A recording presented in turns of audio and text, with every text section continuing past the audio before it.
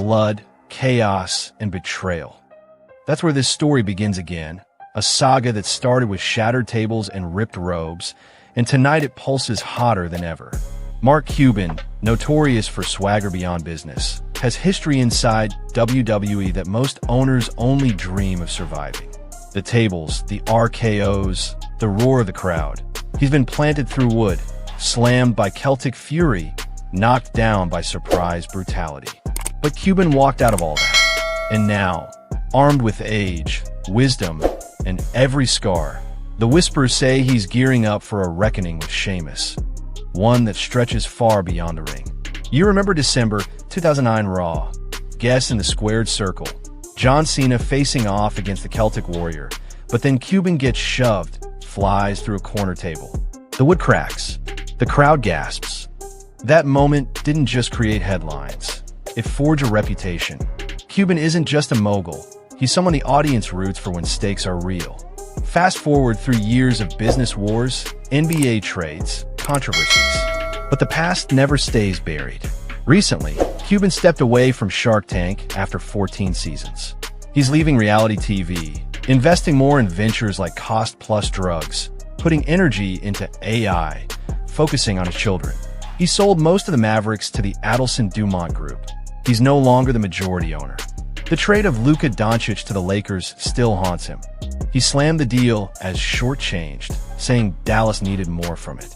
Cuban in interviews sounds more reflective, more tactical, tempered by age, but still dangerous. On the other side, Sheamus, Stephen Fairley, hasn't mellowed. He's fresh off brutal matches, carrying battle scars from recent feuds.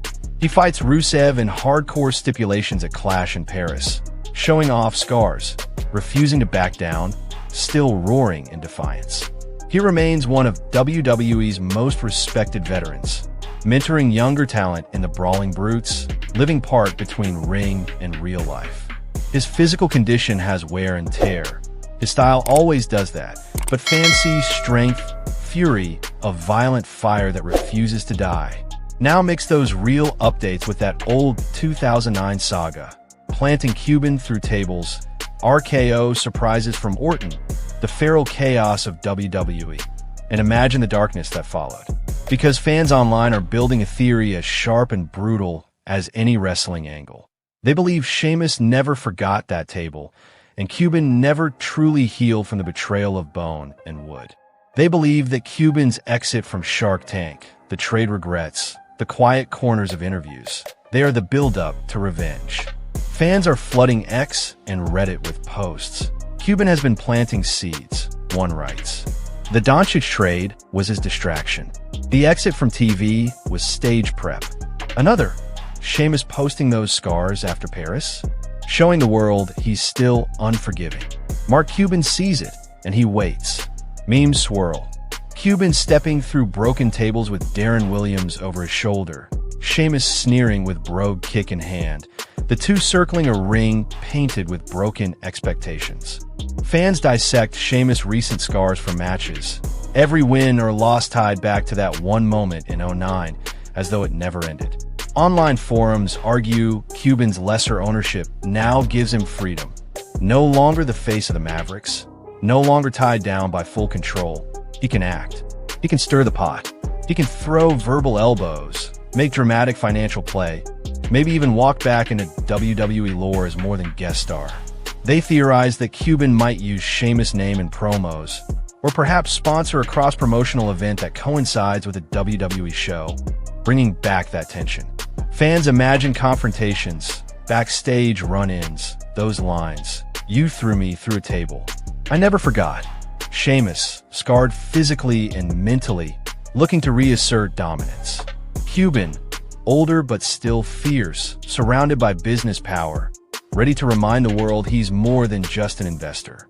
The outrage in the fan base is loud. Many cheer for Cuban's inevitable revenge. You mess with the wrong guest referee, one post screams. Table breaker, matchmaker, legend. Others warn it could get ugly, that Sheamus might not take kindly to deeper shade, that lines could be drawn that bleed into real life. Some fans tag Sheamus in every Cuban comment, dragging him back into the past. Others challenge Cuban to say something publicly, maybe at a Mavericks game, maybe in an interview, to force Sheamus's hand. The tension is volcanic. And Cuban himself? He stays quiet publicly about Sheamus. No interviews, no taunts. But fans point to subtle signs. Social media likes on old WWE clips, quotes about standing up after being pushed down, posts praising resilience, shadows of interviews about fighting through pain.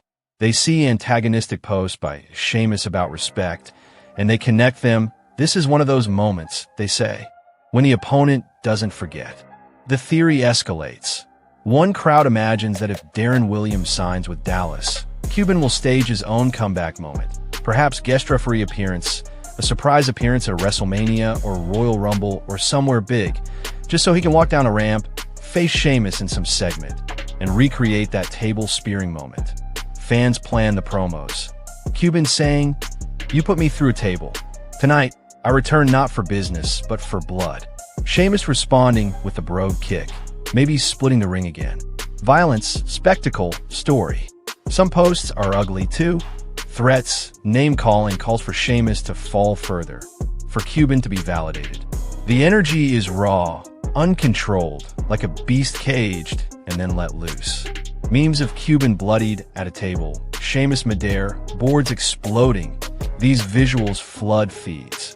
Fan theorists draft articles, YouTube video titles, Cuban's revenge, tables speared no more. Social media counts them in thousands.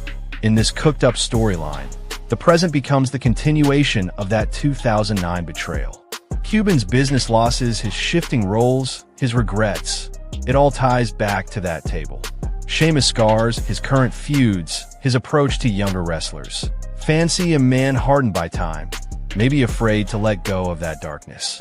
As real life churns, with Cuban leaving Shark Tank, selling majority Mavericks control, critiquing trades wildly, investing in grassroots basketball leagues, and Sheamus continuing to fight, bleed, mentor, scar, and perform, fans believe the stage is being set.